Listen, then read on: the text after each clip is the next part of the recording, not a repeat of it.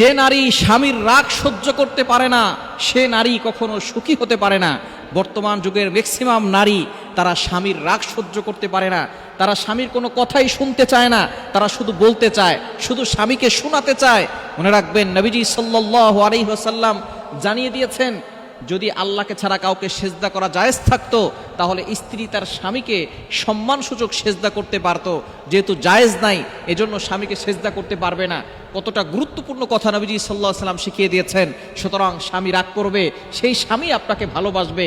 স্বামী যদি আপনাকে বকা দেয়, আপনাকে আঘাত করে, সেই স্বামী আপনাকে আবার টেনে বুকে জড়িয়ে ধরবে।